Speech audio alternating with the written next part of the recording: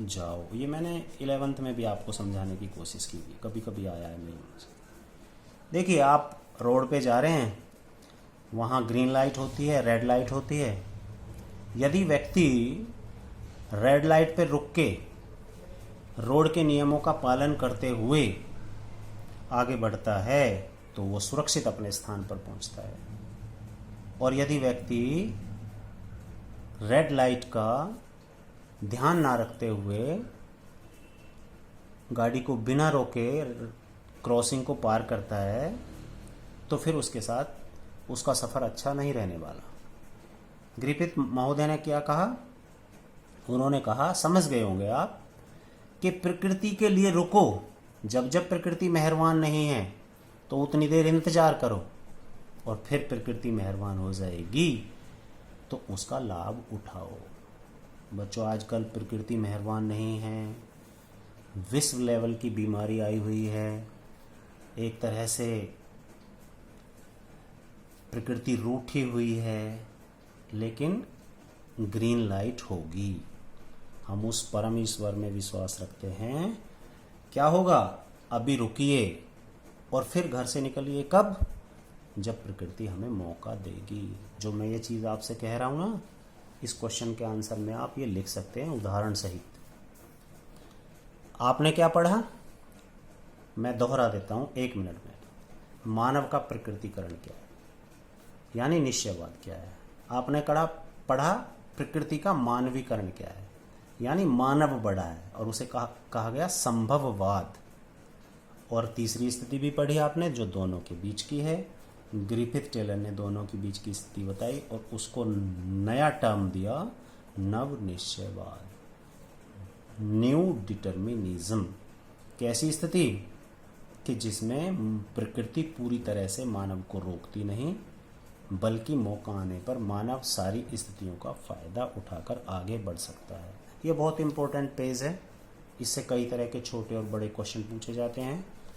Next, मानव भूगोल के क्षेत्र। ये प्रश्न आप 12th में, इस प्रश्न का उत्तर आप सारे वर्ष पढ़ेंगे। सारे वर्ष का मतलब हुआ आपकी बुक में जो जो टॉपिक शामिल किए गए हैं वो मानव भूगोल से संबंधित है। जैसे आपने पढ़ा 11th की बुक में, 11th की बुक में आपने बहुत सारे टॉपिक पढ़े और सभी टॉपिक्स में प्राकृतिक भूगोल अथवा भौतिक भूगोल के सब टॉपिक पढ़ाया गया। और अब आप क्या पढ़ रहे हो? मानव भूगोल के क्षेत्र, यानी मानव भूगोल में आप क्या पढ़ेंगे। मानव भूगोल का विद्यार्थी किन किन क्षेत्रों में जाके अध्ययन करता है, आप समझ गए होंगे। तो मानव भूगोल में कोई विद्यार्थी उन सब टॉपिक्स का अध्ययन करता है जो वो अपने चारों तरफ मानव के द्वारा निर्मित चीजें देखता है। भौतिक भूगोल में वो सारी चीजें अध्ययन की थी हमने जो प्रकृति ने बनाई थी। जल बनाया था, हवा बनाई थी, वायुमंडल बनाया था, किसने? प्रकृति ने। वो सारी चीजें हमने वहां पढ़ी थी।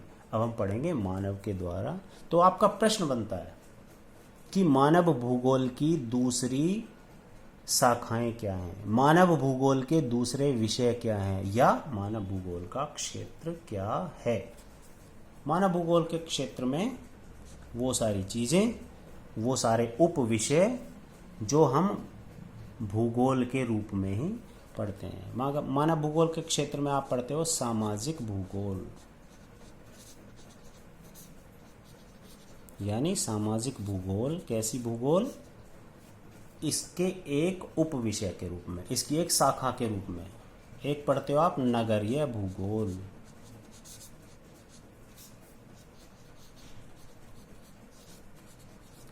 एक पढ़ते हो आप राजनैतिक भूगोल। आप कहोगे राजनैतिक भी भूगोल होती है? जी। एक शब्द आया था कि भूगोल की कोई भी शाखा अपने आप में स्वतंत्र नहीं है, वो एक दूसरे से जुड़ी हुई हैं। तो इस जुड़ी हुई स्थिति को हम यहाँ देखते हैं। नेक्स्ट आप पढ़ते हो जनसंख्या भूगोल। जो नेक्स्ट लेसन है, लेसन नंबर 2, लेसन नंबर 3, वो जनसंख्या से संबंधित हैं। आपकी किताब में नेक्स्ट लेसन होगा 4th, उसका नाम होगा बस्तियां, और बस्तियां या आवास, तो इसकी अगली शाखा क्या है, आवास भूगोल। और एक आप पढ़ेंगे इकोनॉमिक ज्योग्राफी, यानी आर्थिक भूगोल। अब समझने की कोशिश करें। आपका क्वेश्चन था मानव भूगोल के क्षेत्र बताओ। आपका क्वेश्चन था मानव भूगोल की उपशाखाएं बताओ। आपका क्वेश्चन था मानव भूगोल में शामिल अन्य कौन कौन से विषय हैं उनकी चर्चा करो। तो सामाजिक भूगोल है, समाज में व्यक्ति कैसे रहता है, क्या खाता है, क्या पहनता है, कैसे वो दूसरों से व्यवहार करता है। नगरीय भूगोल, नगरीय भूगोल में आप सब पढ़ेंगे कि व्यक्ति नगरों में कितने रहते हैं, गाँव में कितने रहते हैं, नगर का जीवन कैसा होता है। और देखो कैसा टॉपिक है जो हमारे सामने है। एक शब्द है मानव भूगोल में, वो हम सब वो चीजें पढ़ते हैं जो हमारे पर्यावरण में मानव द्वारा निर्मित हैं।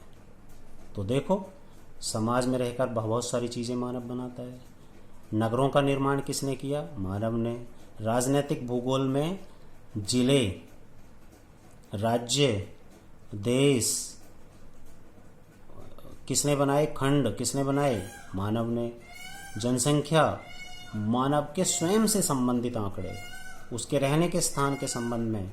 और आर्थिक भूगोल, इकोनॉमिक, जब मानव कोई क्रियाएं करता है, वो खेती करता है, वो उद्योग चलाता है, उसकी जेब में पैसा आता है, और कोई भी वो क्रिया जो धन के एकत्रण के लिए की जाती है उसे आर्थिक क्रियाएं कहते हैं।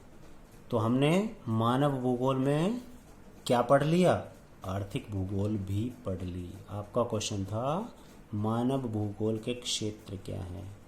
ये क्वेश्चन आप बिना याद करे सारे साल पढ़ोगे, मैंने अभी कहा। क्यों? ये सारे टॉपिक्स आप अगले पाठों के रूप में पढ़ेंगे, और जब आपको क्वेश्चन पूछा जाएगा मानव भूगोल के अन्य विषयों से संबंध, मानव भूगोल का क्षेत्र बताओ, तो आप अपने पाठों की चर्चा कर देंगे। आप रुकेंगे नहीं लिखते लिखते। 5 नंबर के लिए आपको रोकेंगे, आप 10 नंबर का क्वेश्चन बनाएंगे। तो इस क्वेश्चन को ज़्यादा चिंता करने की आवश्यकता नहीं है। थैंक यू स्टूडेंट्स, आज के लिए